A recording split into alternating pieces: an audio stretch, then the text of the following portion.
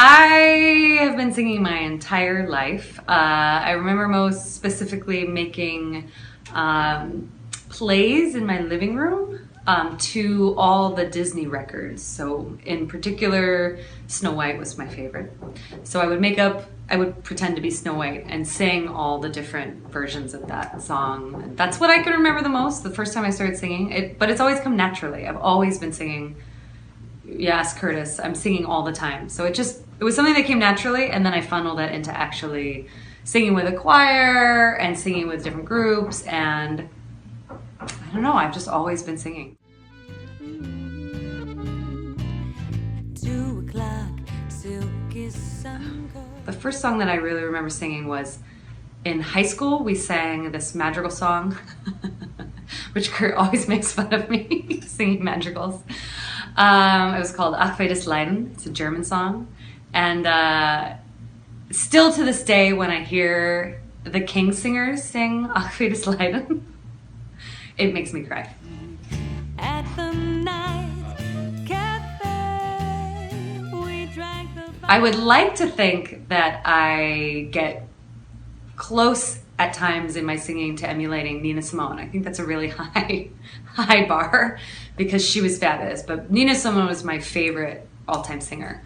I think that she had incredible passion when she sang.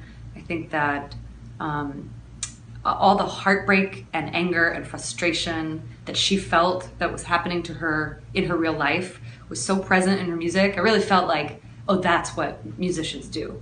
They really translate what's happening to them, what's happening to the country, what's happening in the world in real time. And it was so powerful. So I would like to think that most of the time when I'm on stage, I go for broke like Nina Simone. we see the color of love. Damn it. So it can't be Ach, das Leiden. No, I got it. My fondest musical memory. Kurt's gonna laugh at this as well. My fondest musical memory is with my high school choir. We won the state championships in Oregon 3 years in a row, and the third time we got there, which was I think my senior year in high school, I got a huge solo that I got to sing at the very back of the room. Among all the different choirs that were there. I don't even remember the song, but I remember that moment when I was singing in the back as a solo, and I was looking at all my choir mates on stage, and we kind of knew that we had locked it in for the 3rd year in a row, and it was really good. It's a really good feeling. Back to back to back. Back to back to back, baby. Oregon. Oregon State. Repeat. Three-peat. We even had it on the back of our Of t-shirts. course, it doesn't say 3-peat on her sweatshirt. It says back to back to back. And we had a loop player on the front, I'm just saying.